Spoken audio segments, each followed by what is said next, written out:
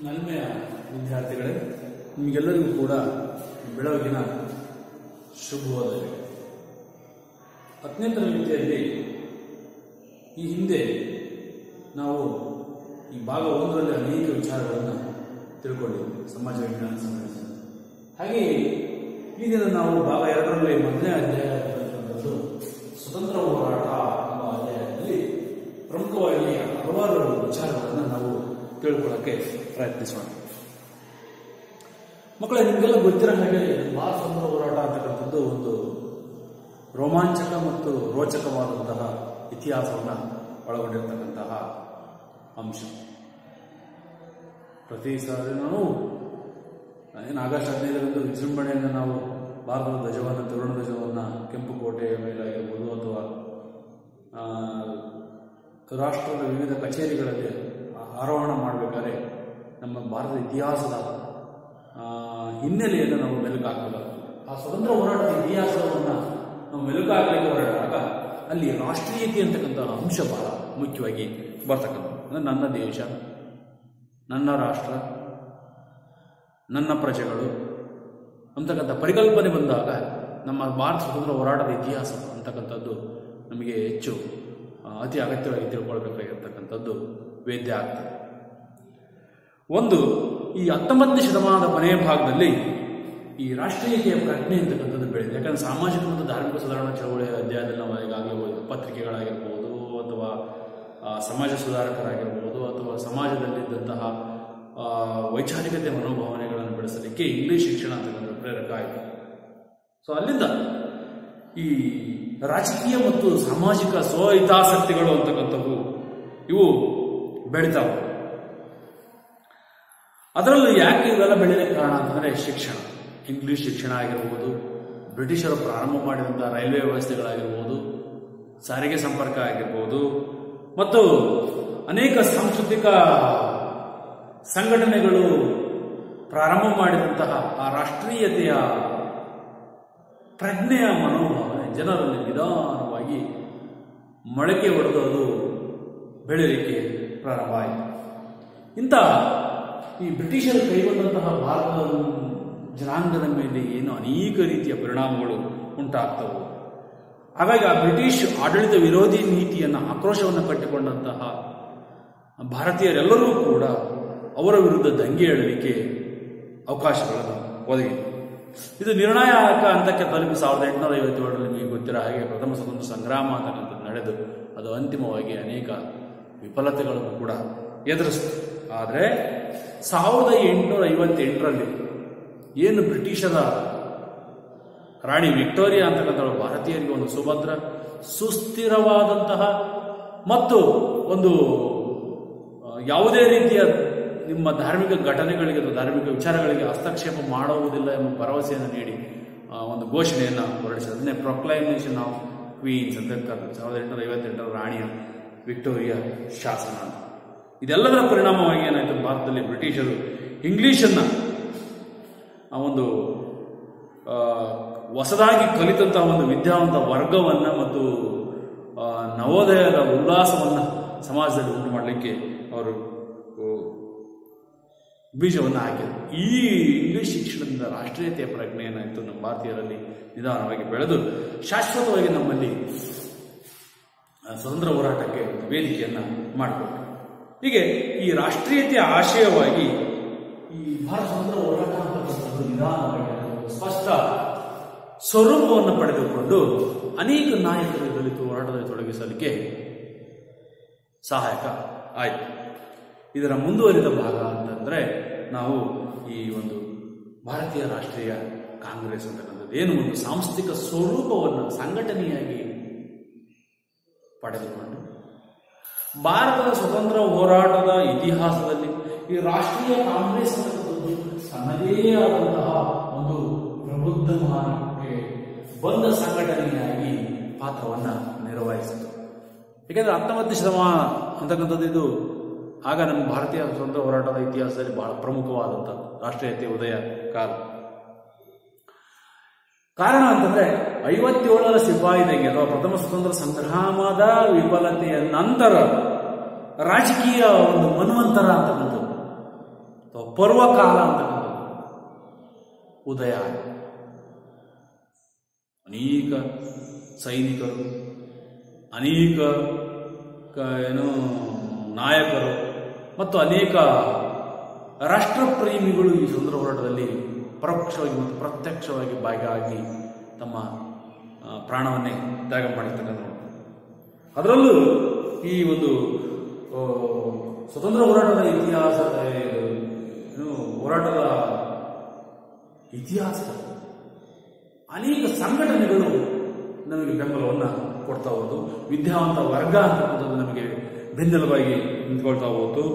ಆಮೇಲೆ ಹಿಂದೂ ಮೇಳ ಅಂತಕ್ಕಂಥದ್ದು, ಅದು ಕೂಡ ಈಸ್ಟ್ ಇಂಡಿಯನ್ ಅಸೋಸಿಯೇಷನ್ ಅಂತಕ್ಕಂಥದ್ದು ನೋಡಿ. ಹಿಂದೂ ಮೇಳ, ಈಸ್ಟ್ ಇಂಡಿಯನ್ ಮತ್ತೆ ಈಸ್ಟ್ ಇಂಡಿಯನ್ ಅಸೋಸಿಯೇಷನ್ ಅಂತಕ್ಕಂಥದ್ದು, ಮತ್ತೆ ಪೂನಾ ಸಾರ್ವಜನಿಕ ಸಭಾ ಅಂತಕ್ಕಂಥದ್ದು, ಹಾಗೂ ದ ಇಂಡಿಯನ್ ಅಸೋಸಿಯೇಷನ್ ಅಂತಕ್ಕಂಥವು ಇವೆಲ್ಲವೂ ಕೂಡ ಪ್ರಮುಖವಾದಂತಹ ಈ ಸಂಘಟನೆಗಳಾಗಿವೆ. ಇಂಡಿಯನ್ ಅಸೋಸಿಯೇಷನ್,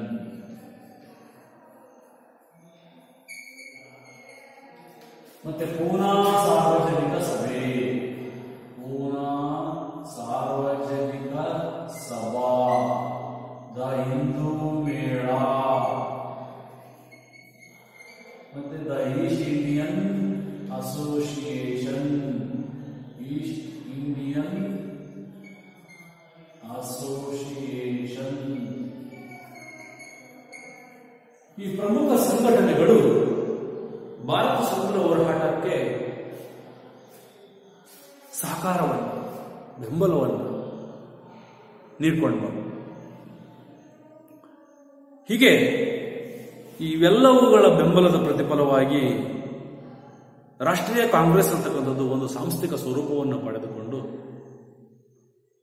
ಭಾರತದ ಸ್ವತಂತ್ರ ಹೋರಾಟಕ್ಕೆ ಒಂದು ಬೃಹತ್ ರಾಷ್ಟ್ರೀಯತಾ ವೇದಿಕೆಯಾಗಿ ಅದು ಪರಿಣಮಿಸ್ತವೆ. ಈಗಾಗಲೇ ನಿಮಗೆ ಗೊತ್ತಿರೋ ಹಾಗೆ ಬ್ರಿಟಿಷರ ಗವರ್ನರ್ ಜನರಲ್ ಲಾರ್ಡ್ ಲಿಟ್ಟನ್ ಅಂತಕ್ಕಂಥವರು ಪತ್ರಿಕಾ ಸ್ವಾತಂತ್ರ್ಯವನ್ನು ನಿಷೇಧ ಮಾಡಿರ್ತಾರೆ. ಆ ಪತ್ರಿಕಾ ಸ್ವಾತಂತ್ರ್ಯವನ್ನು ಮೊಟಕುಗೊಳಿಸಲಿಕ್ಕೆ ಅವರೇನ್ ಮಾಡ್ತಾರೆ ಅಂತಂದ್ರೆ ಈ ವರ್ನಾಕ್ಯುಲರ್ ಪ್ರೆಸ್ ಆಕ್ಟ್ ಅಂತಕ್ಕಂಥದ್ದು, ಯಾವುದೇ ಹೇಳಿಕೆಗಳನ್ನ ಅಥವಾ ವಾಕ್ ಸ್ವಾತಂತ್ರ್ಯವನ್ನ ಮುಕ್ತವಾಗಿ ವ್ಯಕ್ತಪಡಿಸಲಿಕ್ಕೆ ಭಾರತೀಯರಿಗೆ ಪತ್ರಿಕೆಗಳಲ್ಲಿ ಅವಕಾಶ ಇಲ್ಲ. ಅದನ್ನು ಬ್ರಿಟಿಷರ ಅನುಮತಿ ಪಡ್ಕೋಬೇಕಾಗಿದೆ. ಆ ವರ್ನಾಕ್ಯುಲರ್ ಪ್ರೆಸ್ ಕಾಯ್ದೆಯನ್ನ ಬ್ರಿಟಿಷ್ ಸರ್ಕಾರ ಲಾರ್ಡ್ ಲಿಟ್ಟನ್ ಅಂತಕ್ಕಂಥ ಕಾಲದಲ್ಲಿ ಪ್ರಾರಂಭಿಸಿದ್ರಿಂದ ಇದನ್ನು ವಿರೋಧಿಸಿ ರಾಷ್ಟ್ರೀಯ ಕಾಂಗ್ರೆಸ್ ಅಂತಕ್ಕಂಥದ್ದು ಹುಟ್ಟು ಹಾಕುವಲ್ಲಿ ಅನಿವಾರ್ಯತೆಯನ್ನು ಕಂಡುಕೊಂಡು ಈ ವೇಳೆ 1858-59 ವೇಳೆ ನಂತರ ಭಾರತದ ಸ್ವತಂತ್ರ ಹೋರಾಟದ ದಿಕ್ಕನ್ನು ಬದಲಿಸಿದ ಇನ್ನೊಂದು ಪ್ರಮುಖ ಒಂದು ವಿಚಾರ ಅಂತಂದ್ರೆ ಈ INC, ಭಾರತೀಯ ರಾಷ್ಟ್ರೀಯ ಕಾಂಗ್ರೆಸ್. ಇದು 1885 ಡಿಸೆಂಬರ್ನಲ್ಲಿ ಬ್ರಿಟಿಷರ ನಿವೃತ್ತ ಸೇನಾಧಿಕಾರಿಯಾದಂತಹ AOU ಅಂತ ಕರೀತಾರೆ, ಆಲನ್ ಆಕ್ಟೇವಿಯನ್ ಯೂಮ್ ಅಂತಕ್ಕಂಥವರು ಭಾರತದಲ್ಲಿ ಈ ಸಂಘಟನೆಯನ್ನು ಹುಟ್ಟಾಕ್ತಾರೆ. ಇದರ ಮೊದಲ ಅಧಿವೇಶನ 1885 ಡಿಸೆಂಬರ್ನಲ್ಲಿ ಬಾಂಬೆಯಲ್ಲಿ ಸೇರುತ್ತೆ.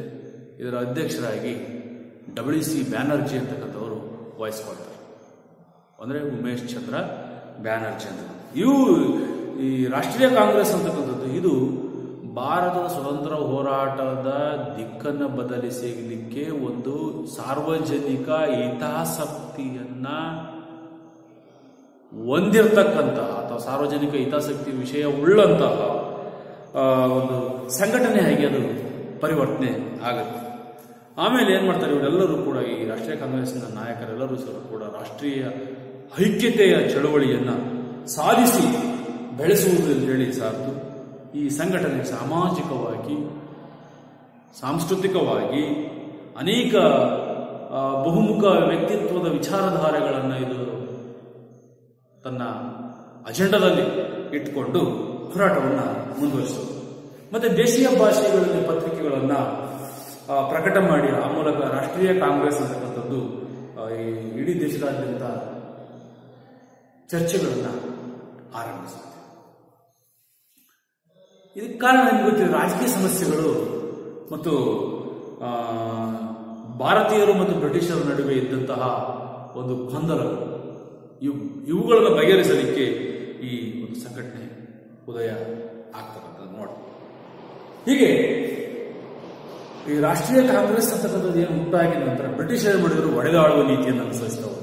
ಅವರು ಅನೇಕ ಏನು ಕುತಂತ್ರ ನೀತಿಗಳು, ಕುಟಿಲ ನೆಪಗಳು, ಒಡೆದಾಳುವ ನೀತಿ ಆಗಿರ್ಬೋದು, ಅಥವಾ ವಿಭಜಿಸಿ ಆಳಾಗಿರ್ಬೋದು, ದುರಾಡಳಿತದ ನೆಪ ಆಗಿರ್ಬೋದು, ಅಥವಾ ಸಹಾಯಕ ಸೈನ್ಯ ಪದ್ಧತಿ ಆಗಿರ್ಬೋದು, ಅಥವಾ ದತ್ತು ಮಕ್ಕಳ ಕೆಲ ನೀತಿ ಆಗಿರ್ಬೋದು, ಇನ್ನೂ ಅನೇಕ ಅಥವಾ ದುರಾಕ್ರಮಣ ನೀತಿಗಳು, ಇವೆಲ್ಲವನ್ನ ಅನುಸರಿಸಿ ಭಾರತದಲ್ಲಿ ಅನೇಕ ಸಾಮ್ರಾಜ್ಯಗಳನ್ನು ಬ್ರಿಟಿಷ್ ಪ್ರಾಂತಕ್ಕೆ ಮಾಡ್ತವರು ವಿಲೀನಗೊಳಿಸಿಕೊಳ್ತಾ ಹೋದರು. ಈ ಒಂದು ಎಲ್ಲವುಗಳನ್ನು ಹತ್ತಿಕ್ಕಲಿಕ್ಕೆ ಇಂದು ಈ ಕಾಂಗ್ರೆಸ್ ಅಂತಕ್ಕಂಥದ್ದು ಏನು ಮಾಡಿತು, ಒಂದು ರಚನಾತ್ಮಕವಾದ ಸಂಘಟನಾತ್ಮಕವಾದಂತಹ ಕಾರ್ಯಕ್ರಮದ ವೇದಿಕೆಯನ್ನು ರೂಪಿಸಿಕೊಂಡು 1940ರಲ್ಲಿ ಇದರ ಸ್ಥಾಪನೆಯ ನಂತರ ಭಾರತ ಸ್ವಾತಂತ್ರ್ಯ ಹೋರಾಟದ ಇತಿಹಾಸದಲ್ಲಿ ಅನೇಕ ಒಂದು ಏನು ವೈಚಾರಿಕವಾದಂತಹ ಮತ್ತು ರಚನಾತ್ಮಕವಾದಂತಹ ಮತ್ತು ಸಂಘಟನಾತ್ಮಕವಾದಂತಹ ಬದಲಾವಣೆಗಳನ್ನು ನೋಡ್ತಾ ಹೋಗ್ತಾರೆ. ಈಗ 19ನೇ ಶತಮಾನದ ಕೊನೆಯ ಭಾಗದಲ್ಲಿ ರಾಷ್ಟ್ರೀಯ ಕಾಂಗ್ರೆಸ್ನಲ್ಲಿ ಏನಾಯಿತು, ಭಿನ್ನಮತ ಅಂತಕ್ಕಂಥದ್ದು ಉದ್ಭವ ಆಗಿ ಅದು ಕೂಡ ಎರಡು ಪಡೆಗಳಾಗ್ತದೆ, ಮಂದಗಾಮಿಗಳು ಮತ್ತು ತೀವ್ರಗಾಮಿಗಳು ಅಂತ. ಅಂದರೆ ಯಾರಕ್ಕಿರುತ್ತೆ, ಅವರಲ್ಲಿ ಇರ್ತಕ್ಕಂಥ ಸೈದ್ಧಾಂತಿಕ ಬಿಕ್ಕಟ್ಟು, ವಿಚಾರಗಳ ಭಿನ್ನಾಭಿಪ್ರಾಯ ಮತ್ತು ಹೋರಾಟದ ಒಂದು ಮಾದರಿಗಳಿಂದ. ಹೀಗಾಗಿ ಅವ್ರನ್ನೇನು ಮಾಡ್ತಾರೆ, ಎರಡು ಪಂಗಡಗಳಾಗಿ ರಾಷ್ಟ್ರೀಯ ಕಾಂಗ್ರೆಸ್ ವಿಂಗಡಣೆ ಆಗುತ್ತೆ, ಮಂದಗಾಮಿಗಳು ಮತ್ತೆ ತೀವ್ರಗಾಮಿಗಳು. ಇಲ್ಲಿ ಮಂದಗಾಮಿಗಳು ಅಂತಂದ್ರೆ ಅವ್ರೇನಪ್ಪ ಅಂದ್ರೆ ಸಂವಿಧಾನಾತ್ಮಕವಾಗಿ ತಮ್ಮ ಬೇಡಿಕೆಗಳನ್ನು ಬ್ರಿಟಿಷ್ ಸರ್ಕಾರದ ಶಾಸನ ಸಭೆ ಮತ್ತು ನಾಯಕರ ಮುಂದೆ ಇಡುತ್ತಕ್ಕಂಥ ಪ್ರಾರ್ಥನೆ, ಮನವಿ ಮತ್ತು ಲೇಖನಿಗಳ ಮೂಲಕ ಅವರಿಗೆ ಗಮನ ಸೆಳೆತಕ್ಕಂತಹ ವಿಧಾನಗಳನ್ನು, ಅಂದರೆ ಯಾವುದೇ ಅಹಿಂಸಾತ್ಮಕ ಕ್ರಮಗಳನ್ನು ಅವರು ಪ್ರಚೋದಿಸಿದರು. ಆದರೆ ತೀವ್ರಗಾಮಿಗಳು ಹಾಗಾಗಲಿಲ್ಲ. ಸ್ವತಂತ್ರ ಬೇಕು ಅಂತಕ್ಕಂತಹ ಬೇಡಿಕೆಯನ್ನು ತೀವ್ರವಾದಿಗಳು ಏನು ಮಾಡಿದರು, ಅವರು ಹಿಂಸಾತ್ಮಕ ಕ್ರಮಕ್ಕೂ ಕೂಡ ಹೆಚ್ಚಿನ ಆದ್ಯತೆಯನ್ನು ಕೊಡ್ತಾ ಹೋದರು. ನೋಡೋಣ ಮುಂದೆ ಏನಾಗ್ತದೆ ಅಂತಕ್ಕಂಥ. ಇನ್ನು ಈ ರಾಷ್ಟ್ರೀಯ ಕಾಂಗ್ರೆಸ್ ಸ್ಥಾಪನೆಯ ನಂತರ ಇದು ಎರಡು ಏನು ಪಂಗಡಗಳಾಗಿ ಎರಡು ಭಾಗಗಳಾಗಿ ಹೊರಡುವ ಆ ಸ್ವತಂತ್ರ ಹೋರಾಟದ ಪ್ರಮುಖ ಘಟ್ಟಗಳನ್ನು ನಾವು ಮುಖ್ಯವಾಗಿ ಭಾರತ ಇತಿಹಾಸದಲ್ಲಿ 15 ಭಾಗಗಳಾಗಿ 1885ರಿಂದ 1905ರವರೆಗೆ ಅದನ್ನ ಮಂದಗಾಮಿಗಳು ಅಥವಾ ಮಂದಗಾಮಿ ಯುಗ, 1906ರಿಂದ 1919ರವರೆಗೆ ಅದನ್ನು ತೀವ್ರಗಾಮಿಗಳ ಯುಗ ಅಂತ ಕರಿತೀವಿ. 1920ರಿಂದ 1947ರವರೆಗೆ ಅದನ್ನ ಅಸಹಕಾರ ಯುಗ ಅಥವಾ ಗಾಂಧಿ ಯುಗ ಅಂತ ಕರಿತೀವಿ. ಇಲ್ಲಿ ಅನೇಕ ಬದಲಾವಣೆಗಳನ್ನು ಈ ಇತಿಹಾಸದ ಕಾಲಘಟ್ಟದಲ್ಲಿ ನೋಡಿ. ಇಲ್ಲಿ ಮಂದಗಾಮಿಗಳು ಅಂದ್ರೆ, ಮಂದ ಅಂದ್ರೆ ನಿಮ್ಗೆ ನಿಧಾನಗತಿ ಅಂತ ಕರಿತೀವಿ. ಬಹುಶಃ ನೀವೆಲ್ಲ ಅಂದ್ಕೊಂಡಿರ್ಬಹುದು ಅಂತ ಅಂದ್ಕೊಂಡಿ ಮಕ್ಕಳೇ, ಅದು ತಪ್ಪು. ಮಂದ ಅಂತಂದ್ರೆ ನಿಧಾನ ಅಂತಲ್ಲ. ಅವರು ಅನುಸರಿಸಿದ ನೀತಿಗಳಿಂದ ಅವ್ರನ್ನ ಮಂದಗಾಮಿಗಳು ಅಂತೇಳಿ ಕರಿತೀವಿ. ಅಂದ್ರೆ ಭಾರತೀಯ ರಾಷ್ಟ್ರೀಯ ಕಾಂಗ್ರೆಸ್ನ ಈ ಮೊದಲ ಯುಗವನ್ನು ಮಂದಗಾಮಿ ಯುಗ ಅಂತ ಹೇಳ್ತಂದ್ರೆ ಅದರಲ್ಲಿ ಪ್ರಮುಖವಾಗಿ ಬರ್ತಕ್ಕಂಥವರು ಅಂತಂದ್ರೆ ನಮಗೆ ಗೊತ್ತಿರೋ ಹಾಗೆ ಈ WC ಬ್ಯಾನರ್ಜಿ ಆಗಿರ್ಬೋದು, ಮಹಾದೇವ ಗೋವಿಂದ ರಾನಡೆ ಆಗಿರ್ಬೋದು, ಗೋಪಾಲಕೃಷ್ಣ ಗೋಖಲೆ ಆಗಿರ್ಬೋದು, ಸುರೇಂದ್ರನಾಥ ಬ್ಯಾನರ್ಜಿ ಆಗಿರ್ಬೋದು, ಫಿರೋಜ್ ಶಾ ಮೆಹ್ತಾ ಆಗಿರ್ಬೋದು, ಇವರೆಲ್ಲರೂ ಕೂಡ ಮಂದಗಾಮಿ ನಾಯಕರು. ಮತ್ತೆ ದಾದಾಬಾಯಿ ನವರೋಜಿ, ಅದರಲ್ಲೂ ದಾದಾಬಾಯಿ ನವರೋಜಿ ಅಂತಕ್ಕಂಥವ್ರು ಇವ್ರನ್ನ ಭಾರತದ ಸ್ವತಂತ್ರ ಹೋರಾಟದ ಪುರಾತನ ತಾತ ಅಂತಲೂ ಕೂಡ grand world man of our Indian freedom struggle ಅಂತಲೂ ಕೂಡ ಕರಿತಿರ್ತದೆ. ಈ ಮಂದಗಾಮಿಗಳು ಏನ್ ಮಾಡಿದರು, ಬ್ರಿಟಿಷ್ ಆಳ್ವಿಕೆ ಹಾಗೂ ನ್ಯಾಯಪರತೆಯಲ್ಲಿ ನಂಬಿಕೆಯನ್ನು ಇಟ್ಟು, ನಾನೀಗಾಗಲೇ ಹೇಳಿದ್ರು, ಸಂವಿಧಾನಾತ್ಮಕ ಬೇಡಿಕೆಗಳ ಮೂಲಕ ಚೌಕಟ್ಟಿನೊಳಗೆ ಲೇಖನಿಗಳು ಮತ್ತು ಮನವಿಗಳು ಹಾಗೂ ಪ್ರಾರ್ಥನೆಗಳ ಮೂಲಕ ಬೇಡಿಕೆಗಳನ್ನು ಇಟ್ಟು ಗಮನ ಸೆಳೆದು ಅವುಗಳನ್ನು ಭಾರತೀಯ ನಾಗರಿಕರಿಗೆ ಪಡೆಯುವಲ್ಲಿ ಯಶಸ್ವಿಯಾಗುತ್ತಕ್ಕಂಥ ವಿಧಾನಗಳನ್ನು ಅನುಸರಿಸಿದ್ದರಿಂದ ಇವರನ್ನ ಮಂದಗಾಮಿಗಳು ಎಂದು ಕರೆಯುತ್ತಾರೆ. ಅರ್ಥ ಹೇಳಿದ್ದು, ಸಂವಿಧಾನಾತ್ಮಕ ಚೌಕಟ್ಟಿನೊಳಗೆ ಭಾರತೀಯ ಪ್ರಜೆಗಳ ಬೇಡಿಕೆಗಳನ್ನು ಬ್ರಿಟಿಷ್ ಅಧಿಕಾರಿಗಳ ಮುಂದೆ ಮನವಿ ಲೇಖನ ಮತ್ತು ಪತ್ರಗಳ ಮೂಲಕ ಸಲ್ಲಿಸಿ ಅವುಗಳನ್ನು ಬಗೆಹರಿಸಿಕೊಳ್ಳುವ ವಿಧಾನಕ್ಕೆ ಅವ್ರನ್ನ ಅಂತ ಕರೆದೇ ಮಂದಗಾಮಿಗಳು ಅಂತ ಹೇಳಿದ್ರು. ಇವರು ಏನ್ ಮಾಡಿದ್ರು, ಜನರಲ್ಲಿ ಈ ರಾಜಕೀಯ ಜಾಗೃತಿಯನ್ನು ನಿಧಾನವಾಗಿ ಮೂಡಿಸಲಿಕ್ಕೆ ಪ್ರಯತ್ನ ಮಾಡಿದ್ರು. ಯಾರು? ಮಂದಗಾಮಿ. ಹೇಳಿದ್ರೆ ಯಾರು? WC ಬ್ಯಾನರ್ಜಿ, ದಾದಾಬಾಯಿ ನೌರೋಜಿ, ಗೋಪಾಲಕೃಷ್ಣ ಗೋಖಲೆ, ಫಿರೋಜ್ ಶಾ ಮೆಹ್ತಾ, ಸುರೇಂದ್ರನಾಥ ಬ್ಯಾನರ್ಜಿ, ಅರವಿಂದ ಘೋಷ್ ಇನ್ನೂ ಮುಂತಾದಂತಹ ನಾಯಕರು. ಇವರೆಲ್ಲರೂ ಕೂಡ ಮಂದಗಾಮಿ ನಾಯಕರಾಗಿದ್ದರು. ಇವರ ಪ್ರಮುಖ ಬೇಡಿಕೆಗಳೇನು? ನಂಬರ್ 1, ಫಸ್ಟ್ ನೋಡಿ, ಯಾವುದೇ ಬೇಕು ಬೇಡಿಕೆಗಳನ್ನು ಮೊದಲನೇ ಮಾಡೋದು ಸಭೆ ಮಾಡಿ ಚರ್ಚೆ ಮಾಡಿ ಬ್ರಿಟಿಷ್ ಸರ್ಕಾರಕ್ಕೆ ಸಲ್ಲಿಸ್ತಕ್ಕಂಥದ್ದು. ನೋಡಿ, ಭಾರತೀಯರಿಗೆ ಸಲ್ಲಬೇಕಾದಂತಹ ನ್ಯಾಯವನ್ನು ಕುರಿತು ಸಭೆಗಳನ್ನು ನಡೆಸಿ ಬ್ರಿಟಿಷ್ ಸರ್ಕಾರಕ್ಕೆ ಸಲ್ಲಿಸುವುದು. ನಂಬರ್ 1, ಸರ್ಕಾರಕ್ಕೆ ಮನವಿಗಳನ್ನು ಸಲ್ಲಿಸುವುದು. ಎರಡನೇದು, ದೇಶೀಯ ಕೈಗಾರಿಕೆಗಳ ಅಭಿವೃದ್ಧಿ, ಅಂದರೆ ಸ್ವದೇಶಿ ಕೈಗಾರಿಕೆಗಳು, ಗೃಹ ಕೈಗಾರಿಕೆಗಳ ಅಭಿವೃದ್ಧಿ.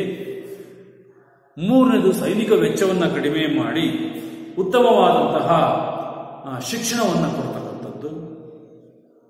ಬ್ರಿಟಿಷರಿಗೆ ಇವರು ಸಲ್ಲಿಸಿದಂತಹ ಬೇಡಿಕೆಗಳು. ಮಂದಗಾಮಿಗಳ ಪ್ರಶ್ನೆ ಕೇಳಬಹುದು, ಮಂದಗಾಮಿಗಳ ನಾಯಕರು ಯಾರ್ಯಾರು, ಅವರ ಪ್ರಮುಖ ಬೇಡಿಕೆಗಳೇನು?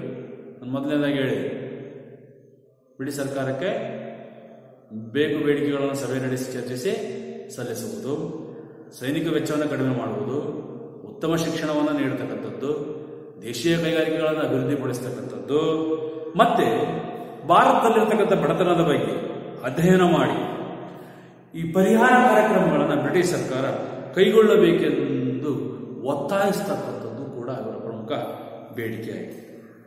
ಹೀಗೆ 5 ಏನು ಬೇಡಿಕೆಗಳನ್ನು ಇಟ್ಟರಲ್ಲ, ಇವುಗಳನ್ನು ಬ್ರಿಟಿಷ್ ಸರ್ಕಾರದ ಮುಂದೆ ಅವರು ಇಟ್ಟರು. ಸೊ ಇವೆಲ್ಲ ನೋಡ್ತಾ ಹೋದ್ರೆ ನಿಮಗೆ ಅರ್ಥ ಆಗ್ತದೆ ಮಕ್ಕಳೇ, ಬ್ರಿಟಿಷ್ ಸರ್ಕಾರ ಅಂತಕ್ಕಂಥದ್ದು ಭಾರತೀಯರಿಗೆ ಎಷ್ಟರ ಮಟ್ಟಿಗೆ ಅವರು ತಾರತಮ್ಯ ಮತ್ತು ಮಲತಾಯಿ ಧೋರಣೆಯನ್ನು ಅನುಸರಿಸ್ತಾ ಇದ್ರು. ಹಾಗಾಗಿ ಈ ಮಂದಗಾಮಿಗಳಲ್ಲಿರ್ತಕ್ಕಂತಹ ಪ್ರಮುಖ ನಾಯಕರಲ್ಲಿ ದಾದಾಬಾಯಿ ನೌರೋಜಿ ಬಹಳ ಅಗ್ರಗಣ್ಯರು. ನಮ್ಮ ಭಾರತದಲ್ಲಿ ಯಾವ ರೀತಿ ಇಲ್ಲಿನ ಕಚ್ಚಾ ವಸ್ತುಗಳಾಗಿರ್ಬೋದು ಅಥವಾ ಸಿದ್ಧ ವಸ್ತುಗಳಾಗಿರ್ಬೋದು ಅಥವಾ ಬೇರೆ ಇತರೆ ವಸ್ತುಗಳು ಸಂಪತ್ತಿನ ಮೂಲಕ ಇಂಗ್ಲೆಂಡ್ಗೆ ಹರಿದು ಹೋಯಿತು ಅನ್ನೋದನ್ನು ಅವರು ತಮ್ಮ ಕೃತಿಯಲ್ಲಿ ಬರಿತಾ ಹೋಗ್ತಾರೆ. ಅದನ್ನೇ ಆರ್ಥಿಕ ಪ್ರವಾಹ ಸಿದ್ಧಾಂತ ಅಂತ ಕರೀತಾರೆ. ಅಥವಾ ಕರಿಯರ ಮೇಲೆ ಬಿಳಿಯರ ಹೊರೆ ಸಿದ್ಧಾಂತ ಅಂತಲೂ ಕೂಡ ಕೆಲವರು ಚರ್ಚೆ ಮಾಡ್ತಾ ಹೋಗ್ತಾರೆ. ಸೊ ಇದು ಗೊತ್ತಾಗ. ಹಾಗಾಗಿ ಎಷ್ಟರ ಮಟ್ಟಿಗೆ ಸೋರಿ ಹೋಗುತ್ತೆ ನಮ್ಮ ಆರ್ಥಿಕ ಹಣಕಾಸಿನ ವ್ಯವಹಾರ ಅಂತ ಅವರು ಸಂಪತ್ತಿನ ಸೋರುವಿಕೆಯ ಸಿದ್ಧಾಂತ ಯಾರು ನಡೆಸಿದ್ರು? Dadabhai Naoroji. Economic drain theory, English ಆರ್ಥಿಕ ಪ್ರವಾಹ ಸಿದ್ಧಾಂತ ಅಂದ್ರೆ ಎಳೆಯಾಗಿ ಬರ್ತದೆ. The poverty and non British rule in India ಎಂಬ ಕೃತಿಯಲ್ಲಿ ದಾದಾಬಾಯಿ ನೌರೋಜಿಯವರು ಭಾರತದ ಸಂಪತ್ತು ಇಂಗ್ಲೆಂಡಿಗೆ ಯಾವ ರೀತಿ ಹರಿದು ಹೋಯಿತು ಅನ್ನೋದನ್ನು ಅವರು ಪ್ರತಿಪಾದಿಸ್ತಾರೆ. ಇದನ್ನ ಅನೇಕ ಆರ್ಥಿಕ ತಜ್ಞರು ಕೂಡ ಒಪ್ಕೊಳ್ತಾರೆ. ಕಚ್ಚಾ ವಸ್ತುಗಳ ರೂಪದಲ್ಲಿ ಅಥವಾ ಇಲ್ಲಿನ ಎಲ್ಲಾ ಉತ್ಪನ್ನಗಳನ್ನು ತೆಗೆದುಕೊಂಡೋಗಿ ಅವರು ಸಿದ್ಧ ವಸ್ತುಗಳನ್ನು ಪರಿವರ್ತನೆ ಮಾಡಿ ಭಾರತವನ್ನೇ ಒಂದು ಮಾರುಕಟ್ಟೆ, ವಸಾಹತುಶಾಹಿ ಮಾರುಕಟ್ಟೆಯಾಗಿ ಮಾಡಿಕೊಂಡಿರ್ತಕ್ಕಂಥದ್ದನ್ನು ನೋಡಿ. ಸೊ ಹೀಗೆ ದಾದಾಬಾಯಿ ನೌರೋಜಿ ಅವರಂತೆ ಇನ್ನೊಬ್ಬ R.C. ದತ್ ಅವರು ಕೂಡ ತಮ್ಮ ಕೃತಿಗಳ ಮೂಲಕ ಭಾರತ ಸಂಪತ್ತನ್ನ ಯಾವ ರೀತಿ ಬರಿದು ಮಾಡಿದ್ರು ಅನ್ನೋದನ್ನ ಚರ್ಚಿಸ್ತಾರೆ. ಹಾಗಾಗಿ ಈ ಮಂದಗಾಮಿಗಳ ಕಾಲವನ್ನ ಉದಾರವಾದದ ರಾಷ್ಟ್ರೀಯತೆಯ ಕಾಲ ಅಥವಾ ಉದಾರ ರಾಷ್ಟ್ರವಾದದ ಕಾಲ ಅಂತೇಳಿ ಕರೀತಾರೆ. 1885 1905 ಈ ಮಂದಗಾಮಿ ಯುಗಗಳ ಕಾಲದಲ್ಲಿ ಉದಾರ ರಾಷ್ಟ್ರೀಯವಾದ ಅಂತ ಕರೆದು ಇಲ್ಲಿ ಇದನ್ನು ಮಂದಗಾಮಿ ಯುಗ ಅಂತೇಳಿ ಇತಿಹಾಸಕಾರರು ಗುರುತಿಸ್ತಾ ಹೋಗಿರೋದನ್ನು ನೋಡಿ. ಇನ್ನು ಎರಡನೇದು ನೋಡಿ, 3 ಮಾಸ ಕೇಳಬಹುದು ಮಂದಗಾಮಿ ನಾಯಕರು ಯಾರೋ ಬೇಡಿಕೆಗಳೇನು ಚರ್ಚಿಸಿ ಇರ್ತದೆ. ನೆಕ್ಸ್ಟ್ ತೀವ್ರಗಾಮಿ. ಇಲ್ಲಿ 3 ಜನ ಪ್ರಮುಖವಾದ ನಾಯಕರಿದ್ದಾರೆ. ಯಾರು? ಲಾಲಾ ಲಜಪತ್ ರಾಯ್, ಬಾಲ ಗಂಗಾಧರ್ ತಿಲಕ್, ಬಿಪಿನ್ ಚಂದ್ರಪಾಲ್. ಅವ್ರನ್ನ ಲಾಲಾ ಬಾಲ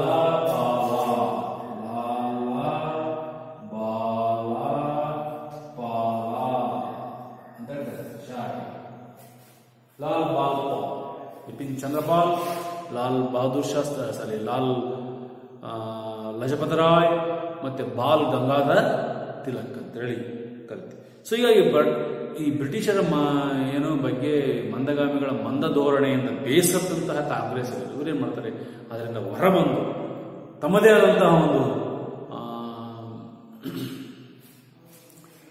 ಗುಂಪನ್ನು ಮಾಡಿಕೊಂಡು ತೀವ್ರಗಾಮಿಗಳು ಬ್ರಿಟಿಷ್ ಸರ್ಕಾರದ ವಿರುದ್ಧ ಪ್ರತಿಭಟನೆಯನ್ನು ಮಾಡ್ತಾರೆ. ಸೊ ಈ ತಿಲಕ್ ರವರು ಅದರಲ್ಲೂ ಬಹಳ ಹೋರಾಟದ ಮುಂಚೂಣಿಯನ್ನು ವಹಿಸಿಕೊಂಡು ಅವರು ಅನೇಕ ಬ್ರಿಟಿಷ್ ಸರ್ಕಾರದ ವಿರುದ್ಧ ಪತ್ರಿಕೆಗಳನ್ನು ಮತ್ತು ಸಾರ್ವಜನಿಕ ಸಭೆ ಸಮಾರಂಭಗಳನ್ನು ಅಥವಾ ಸಾರ್ವಜನಿಕ ಉತ್ಸವಗಳನ್ನು ಆಚರಿಸೋದ್ರ ಮೂಲಕ ಅವರು ಈ ಬ್ರಿಟಿಷರ ಆಳ್ವಿಕೆಯನ್ನು ವಿರೋಧಿಸ್ತಾ ಬರ್ತಕ್ಕಂಥದ್ದನ್ನು ನೋಡ್ತೀವಿ. ಸೊ ನೆಕ್ಸ್ಟ್ ನಿಮಗೆ ಗೊತ್ತಿದೆ, ಅದರಲ್ಲೂ ತಿಲಕ್ ರವರು ಅಂತಕ್ಕಂಥವ್ರು ಬಹಳ ಅಗ್ರಗಣ್ಯ ನಾಯಕರು, ಅದರಲ್ಲಿ ತೀವ್ರಗಾಮಿ ನಾಯಕರು. ಈ ವೇಳೆಗೆ 1905ರ ವೇಳೆಗೆ ಬಂಗಾಳವನ್ನು ಲಾರ್ಡ್ ಕರ್ಜನ್ ಅಂತಕ್ಕಂಥವನ್ನೇ ಮಾಡ್ತಾನೆ ಎರಡು ಭಾಗ ಮಾಡ್ತಾನೆ, ಪೂರ್ವ ಬಂಗಾಳ ಮತ್ತು ಪಶ್ಚಿಮ ಬಂಗಾಳ. ಪೂರ್ವ ಬಂಗಾಳದಲ್ಲಿ ಹೆಚ್ಚು ಮುಸ್ಲಿಂ ಇರ್ತಕ್ಕಂಥವ್ರು, ಪಶ್ಚಿಮ ಬಂಗಾಳದಲ್ಲಿ ಹಿಂದೂಗಳು ಇರ್ತಕ್ಕಂಥವ್ರು. ಹೀಗಾಗಿ ಬ್ರಿಟಿಷ್ ವಿರೋಧಿ ಭಾವನೆಯಿಂದ ವಿಭಜನೆಯನ್ನು ರೂಪಿಸ್ತಾನೆ. ವಾಸ್ತವವಾಗಿ ಬಂಗಾಳ ಪ್ರಾಂತ್ಯವು ಕೂಡ ಒಂದು ಹಿಂದೂ ಹಾಗೂ ಮುಸ್ಲಿಂ ಸಮುದಾಯಗಳ ಸಾಂದ್ರತೆಯನ್ನು ಹೊಂದಿದ್ದರಿಂದ ನಾನು ಹೇಳಿದ ಹಾಗೆ ಪೂರ್ವದಲ್ಲಿ ಮುಸ್ಲಿಮರು, ಪಶ್ಚಿಮದಲ್ಲಿ ಹಿಂದೂಗಳು ಪ್ರಾಬಲ್ಯರಾಗಿದ್ದರು. ಇದು ಈ ವಿಭಜನೆ ಮಾಡಿದ್ದು ಭಾರತದ ಹೋರಾಟಕ್ಕೆ ಒಂದು ತೀವ್ರವಾದ ಕಂಟಕವನ್ನು ತಂದುಕೊಂಡು, ಹೀಗೆ ಬ್ರಿಟಿಷರ ಒಡೆದು ಆಳುವ ನೀತಿಯಿಂದ ಸಾಕಷ್ಟು ನಮಗೆ ಅನಾನುಕೂಲಗಳು ಆಗ್ತವೆ. ಮತ್ತೆ ವಿದೇಶಿ ವಸ್ತುಗಳನ್ನು ಬಹಿಷ್ಕಾರ ಮಾಡ್ತಾರೆ. ಹಾಗೆ ಸ್ವದೇಶಿ ಚಳುವಳಿಗಳು ಬ್ರಿಟಿಷರ ವಿರುದ್ಧ ತೀವ್ರಕರವಾದ ಹೋರಾಟವನ್ನು ಮುಂದುವರಿಸಿಕೊಂಡು ಹೋಗ್ತಾರೆ. ಇಲ್ಲಿ ಯಾರೋ ಬಾಲ ಗಂಗಾಧರ್ ತಿಲಕ್ ರವರು ತೀವ್ರಗಾಮಿ ನಾಯಕರಲ್ಲಿ ಅಗ್ರಗಣ್ಯರಾಗಿ ಸಾಕಷ್ಟು ಭಾರತದ ಹೋರಾಟದ ಪರವಾಗಿ ಹೋರಾಟ ಮಾಡಿದರು. ಮುಖ್ಯವಾಗಿ ಅವರು ಎರಡು ಪತ್ರಿಕೆಗಳಂತ, ಕೇಸರಿ ಮತ್ತು ಮರಾಠ.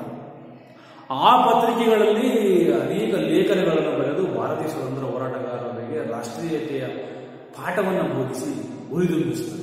ಮೊದಲನೇದಾಗಿ ಕೇಸರಿ ಮತ್ತು ಮರಾಠ ಎಂಬ ಪತ್ರಿಕೆಗಳನ್ನು ಬರುತ್ತಂದು ಅದರಲ್ಲಿ ಲೇಖನಗಳನ್ನು ಬರೆದು ಭಾರತೀಯ ಜನರ ರಾಷ್ಟ್ರೀಯತೆಯ ಹೋರಾಟಕ್ಕೆ ಚಳುವಳಿಕಾರರನ್ನು ಉರಿದುಂಬಿಸಿದರು.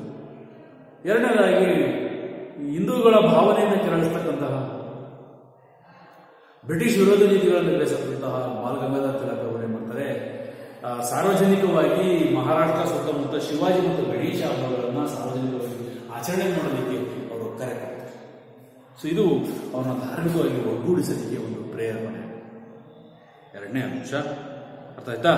ಸೊ ಹಾಗಾಗಿ ಮತ್ತೆ ಶಿವಾಜಿ ದುರ್ಗಾ ಹಾಗೂ ಗಣೇಶೋತ್ಸವವನ್ನು ಸಾರ್ವಜನಿಕವಾಗಿ ಆಚರಣೆ ಮಾಡಲಿಕ್ಕೆ ಕರೆ ಕೊಡ್ತಾರೆ. ಇನ್ನು ಎರಡು ಪತ್ರಿಕೆಗಳನ್ನು ಹೊರತರ್ತಾರೆ. ಮತ್ತೆ ತಿಲಕ್ ರವರು ಮರಾಠಿ ಭಾಷೆಯಲ್ಲಿ ಕೇಸರಿ ಹಾಗೂ ಇಂಗ್ಲಿಷ್ ಭಾಷೆಯಲ್ಲಿ ಮರಾಠ ಪತ್ರಿಕೆಗಳನ್ನು ತಂದು ಆ ಬ್ರಿಟಿಷರ ವಿರುದ್ಧ ಅನೇಕ ಲೇಖನಗಳನ್ನು ಬರೀತಾವೆ. ಈ ಬರವಣಿಗೆಗಳು ಏನು ಮಾಡ್ತವೆ, ಭಾರತೀಯರನ್ನ ಕ್ರಾಂತಿಕಾರಕವಾಗಿ ಬದಲಾಯಿಸಲಿಕ್ಕೆ ಬಹಳ ಸಪೋರ್ಟ್ ಕೂಡ ಆಗ್ತದೆ. ಮತ್ತೆ ಮೂರನೇದಾಗಿ ತಿಲಕ್ ರವರು ಇನ್ನೊಂದು ಮಾತಾಡ್ತಾರೆ, ಏನಂತಾರೆ, ಸ್ವರಾಜ್ಯವೇ ನನ್ನ ಅಜನ್ಮ ಸಿದ್ಧ ಹಕ್ಕು, ಅದನ್ನು ನಾನು ಪಡೆದೇ ತೀರುತ್ತೇನೆ ಎಂದು ಘೋಷಣೆ. Swaraj is my birth right, I shall have it ಅಂತ ಹೇಳ್ತಾರೆ. ನೋಡಿ, ಸ್ವರಾಜ್ಯವೇ ನನ್ನ ಅಜನ್ಮ ಸಿದ್ಧ ಹಕ್ಕು. ಸ್ವರಾಜ್ಯ ಅಂದರೆ ಸ್ವಂತ ರಾಜ್ಯವನ್ನು ಆಳಿಕೊಳ್ಳುವಂತಹ ಸಾಮರ್ಥ್ಯವನ್ನು ಭಾರತೀಯರು ಹೊಂದಿದ್ದಾರೆ. ಬ್ರಿಟಿಷರು ನೀವು ನಮಗೆ ಸ್ವಾತಂತ್ರ್ಯವನ್ನು ಕೊಡಲೇಬೇಕು, ಹಾಗಾಗಿ ಅದನ್ನು ನಾವು ಪಡೆದೇ ತೀರುತ್ತೇವೆ ಎಂಬುದನ್ನು ಘೋಷಣೆಯಿಂದ ಕೂಗ್ತು. ಈ ನಿಟ್ಟಿನಲ್ಲಿ ತೀವ್ರಗಾಮಿ ನಾಯಕರಲ್ಲಿ ಅಗ್ರಗಣ್ಯ ನಾಯಕರಾದಂಥ ಈ ಲಾಲ್ ಲಜಪತ್ ರಾಯ್ ಹಾಗೂ ಬಾಲ ಗಂಗಾಧರ್ ತಿಲಕ್ ಅವರು ಭಾರತ ಸ್ವತಂತ್ರ ಹೋರಾಟದ ದಿಕ್ಕನ್ನು ಬದಲಾಯಿಸಲಿಕ್ಕೆ ಕಾರಣ ಆಗ್ತಕ್ಕಂಥ. ಇದಿಷ್ಟು ಈ ಮೂರು ಮತ್ತು ಹೀಗೆ ಬಾಲ ಗಂಗಾಧರ್ ತಿಲಕ್ ಅವರು ಭಾರತ ಸ್ವತಂತ್ರ ಹೋರಾಟದಲ್ಲಿ ಒಂದು ಒಳ್ಳೆಯ ಪ್ರಮುಖ ಪಾತ್ರವನ್ನು ನಿರ್ವಹಿಸಿದರು. ಮುಖ್ಯವಾಗಿ 4 ಅಂಶಗಳನ್ನು ನಾನು ಹೇಳಿದೆ. ಕೇಸರಿ ಮತ್ತು ಮರಾಠ ಪತ್ರಿಕೆ, ಎರಡನೇದು ಸ್ವರಾಜ್ಯ ಸಿದ್ಧ ಹಕ್ಕು ಪಡೆದೇ ತೀರುತ್ತೇನೆ, 3 ಮಹಾರಾಷ್ಟ್ರ ಸುತ್ತಮುತ್ತ ಶಿವಾಜಿ ಮತ್ತು ಗಣೇಶ ದುರ್ಗಾ ಉತ್ಸವಗಳನ್ನು ಸಾರ್ವಜನಿಕವಾಗಿ ಆಚರಿಸಿ ಜನರ ಹಿಂದೂಗಳನ್ನು ಧಾರ್ಮಿಕವಾಗಿ ಒಗ್ಗೂಡಿಸಲಿಕ್ಕೆ ಪ್ರೇರೇಪಿಸಿದೆ ಮತ್ತು ಲೇಖನಗಳನ್ನು ಬರೆದು ಜನರನ್ನು ರಾಷ್ಟ್ರೀಯತೆಯ ಮನೋಭಾವನೆ ಬೆಳೆಸುವಲ್ಲಿ ಪ್ರಮುಖವಾದ ಪಾತ್ರವನ್ನು ನಿರ್ವಹಿಸಿದೆ. ಇನ್ನು ಇಲ್ಲಿ ಪ್ರಮುಖವಾಗಿ ಬರ್ತಕ್ಕಂಥವ್ರು ಅಂತಂದ್ರೆ ಈ ತೀವ್ರಗಾಮಿಗಳ ನಂತರ ಇಲ್ಲಿ ಇನ್ನೊಂದು ವರ್ಗ ಬರ್ತದೆ, ಕ್ರಾಂತಿಕಾರಿಗಳು. ಯಾರು? ಕ್ರಾಂತಿಕಾರಿಗಳು, ಹಿಂಸಾತ್ಮಕ ವಿಧಾನಗಳನ್ನು ಅನುಸರಿಸತಕ್ಕಂತಹ ಒಂದು ವರ್ಗ. ಉದಾಹರಣೆಗೆ ಅಂದರೆ ರಾಮ್ ಪ್ರಸಾದ್ ಬಿಸ್ಮಿಲ್, ಖುದಿರಾಮ್ ಬೋಸ್, ಭಗತ್ ಸಿಂಗ್, ಚಂದ್ರಶೇಖರ್ ಆಜಾದ್, ವಿ.ಡಿ. ಸಾವರ್ಕರ್ ಇವರೆಲ್ಲರೂ ಕೂಡ ಬಹಳ ಪ್ರಮುಖವಾದ. ಇವ್ರನ್ನ ಯಾಕೆ ಕ್ರಾಂತಿಕಾರಿಗಳು ಅಂತಾರೆ? ಇವರು ಸಂಪೂರ್ಣ ಸ್ವಾತಂತ್ರ್ಯದ ಕನಸನ್ನ ಕಂಡಿದ್ದಂತಹ ಒಂದು ವರ್ಗ. ಯಾರು? ಕ್ರಾಂತಿಕಾರಿಗಳು.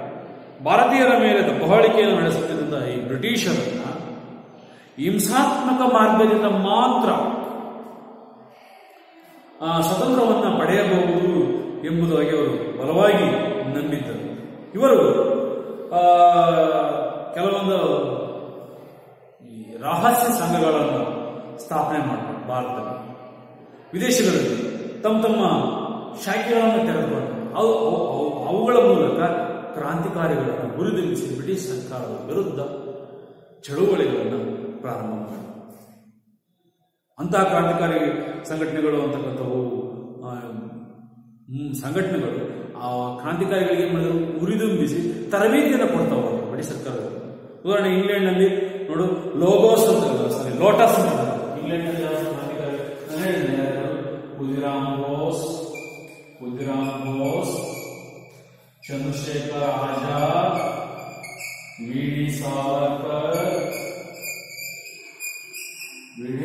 ಸಾವರ್ಕರ್, ರಾಮ್ ಪ್ರಸಾದ್ ಬಿಸ್ಮಿಲ್ಲಾ, ಭಗತ್ ಸಿಂಗ್, ಉಧಾಮ್ ಸಿಂಗ್, ಇನ್ನೂ ಅನೇಕ ಮುಂತಾದಂತಹ ನಾಯಕ. ಇವರು ಕ್ರಾಂತಿಕಾರಿಗಳು. ಹಿಂಸಾತ್ಮಕ ಮಾರ್ಗವನ್ನು ಪ್ರಚೋದನೆ ಮಾಡಿ ಪ್ರಬಲವಾಗಿ ಪೂರ್ಣ ಸ್ವರಾಜ್ಯವನ್ನು ಅಥವಾ ಪೂರ್ಣ ಸ್ವತಂತ್ರವನ್ನು ಪಡೆಯಬೇಕೆಂಬ ನಂಬಿಕೆಯನ್ನು ಹೊಂದಿರತಕ್ಕಂತಹ ಒಂದು ವರ್ಗ. ಇಂಗ್ಲೆಂಡ್ನಲ್ಲಿ ಸ್ಥಾಪನೆ ಆದಂತಹ ಒಂದು ರಹಸ್ಯ ಸಂಘಟನೆ ಅಂತಂದ್ರೆ ಲೋಟಸ್, ಮತ್ತೆ ಡಾಗರ್ ಅಮೆರಿಕದ, ಇದು ಇಂಗ್ಲೆಂಡ್, ಯುಕೆ, ಇದು ಅಮೆರಿಕ. ಡಾಗರ್ ಎಂಬತಕ್ಕಂತಹ ಒಂದು ಗುಪ್ತ ಸಂಘಟನೆ ಹುಟ್ಟುಕೊಂಡು ಇಂಗ್ಲೆಂಡ್ನಲ್ಲಿ ಲೋಟಸ್ ಮತ್ತೆ ಡಾಗರ್ ಅಂತಕ್ಕಂಥವು ಎರಡು ರಹಸ್ಯ ಸಂಘಟನೆಗಳು ಹುಟ್ಟುಕೊಂಡು ಇಲ್ಲಿ ಇಂಗ್ಲೆಂಡ್ನಲ್ಲಿ ಲೋಟಸ್ ಮತ್ತೆ ಡಾಗರ್ ಅಂತಕ್ಕಂತಹ ರಹಸ್ಯ ಸಂಘಟನೆ. ಹಾಗೆ ಇದರ ಮೂಲಕ ಅಲ್ಲಿದ್ದಂತಹ ಅರಬಿಂದೋ ಘೋಷ್ ಅಂತಕ್ಕಂಥವರು ಕೂಡ ಕ್ರಾಂತಿಕಾರಿಗಳು ಭಾರತೀಯ ಸ್ವಾತಂತ್ರ್ಯ ಹೋರಾಟಕ್ಕೆ ಒಂದು ಒತ್ತಾಸೆಯನ್ನ ಮೂಡಿಸ್ತವೆ. ಅದೇ ರೀತಿ ಇಂಗ್ಲೆಂಡ್ನಲ್ಲಿ ಹೆಂಗೆ ಎರಡು ರಾಷ್ಟ್ರ ಸಂಘಟನೆಗಳು ಹುಟ್ಕೊಂಡು ಲೋಟಸ್ ಅಂಡ್ ಡಾಗರ್, ಹಂಗೆ ಅಮೆರಿಕದಲ್ಲಿ ಇನ್ನೊಂದು ಹುಟ್ಟುತ್ತದೆ ಗದಾ USA, ಮತ್ತೆ ಹಿಂದಿಯಲ್ಲಿ ಗದಾ ಕತೆ ಅಂತ ಅರ್ಥ, ಆದ ತಿಳ್ಕೊಬೇಡಿ. ಇದೊಂದು ಕ್ರಾಂತಿಕಾರಿ ಸಂಘಟನೆ. ಹಾಗೆಯೇ ಭಾರತದಲ್ಲೂ ಕೂಡ ನೋಡಿ, ಇಲ್ಲಿ ಅನುಶೀಲನ ಸಮಿತಿ ಮತ್ತು ಅಭಿನವ ಭಾರತ, ಅನುಶೀಲನ ಸಮಿತಿ ಮತ್ತು ಅಭಿನವ ಭಾರತಿ ಅಂತಕ್ಕಂಥವು ಎರಡು ಸಂಘಟನೆಗಳು ಹುಟ್ಟುಕೊಳ್ತವೆ. ಅದರಲ್ಲಿ ವಿನಾಯಕ ದಾಮೋದರ ಸಾವರ್ಕರ್ ಅವರು ಪ್ರಮುಖ ಪಾತ್ರವನ್ನು ವಹಿಸ್ತಾರೆ. ಅನುಶೀಲನಾ ಸಮಿತಿ, ಅಭಿನವ ಭಾರತ, ಇವು ಸ್ವಾತಂತ್ರ್ಯ ಹೋರಾಟದ ಸಂದರ್ಭದಲ್ಲಿ ಉದಯವಾದಂತಹ ರಹಸ್ಯ ಕ್ರಾಂತಿಕಾರಿ ಸಂಘಟನೆಗಳು.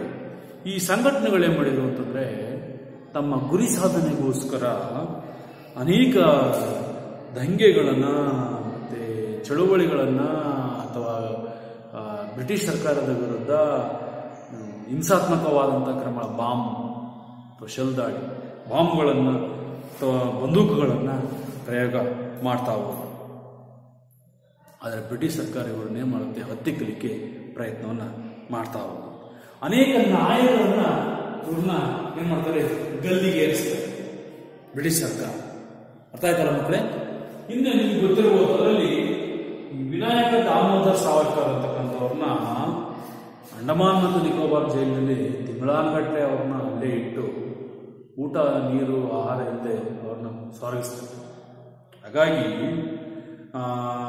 ಈ ಕ್ರಾಂತಿಕಾರಿಗಳ ಹೋರಾಟವನ್ನು ಹತ್ತಿಕ್ಕಲಿಕ್ಕೆ ಬ್ರಿಟಿಷರು ಒಂದು ಬಲವಂತವಾದಂಥ ಕಾನೂನನ್ನು ಜಾರಿಗೆ ತಂದು ಅವನು ದಮನ ಮಾಡ್ತಕ್ಕಂಥ ಕಾರ್ಯದಲ್ಲಿ ಯಶಸ್ವಿ ಕೂಡ ಆಗ್ತಕ್ಕಂಥ ನೋಡಿ.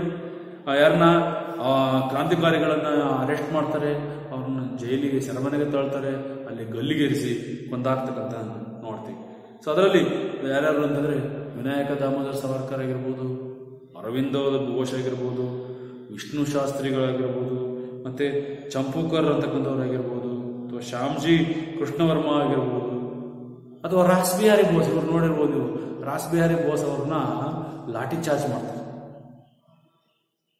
ಲಾಠಿ ಚಾರ್ಜ್ ಮಾಡಿ ಅವ್ರು ರಾಸ್ ಬಿಹಾರಿ ಬೋಸ್ ಆಗಿರ್ಬೋದು, ಮತ್ತು ಇದು ಏನು ಮೇಡಮ್ ಕಾಮಾ ಅಂತಕ್ಕಂಥಾಗಿರ್ಬೋದು, ಖುದಿರಾಮ್ ಬೋಸ್ ಆಗಿರ್ಬೋದು, ರಾಮ್ ಪ್ರಸಾದ್ ಬಿಸ್ಮಿಲ್ಲಾ ಆಗಿರ್ಬೋದು, ಅಥವಾ ಅಶ್ವಕುಲ್ಲಾ ಖಾನ್, ಭಗತ್ ಸಿಂಗ್, ಚಂದ್ರಶೇಖರ್ ಆಜಾದ್ ಮತ್ತು ಜತಿನ್ ದಾಸ್ ಇವುಗಳು ಆಗಿರ್ಬೋದು. ಇವನ್ನೆಲ್ಲ ನೋಡಿ, ಇವರು ಭಗತ್ ಸಿಂಗ್ನ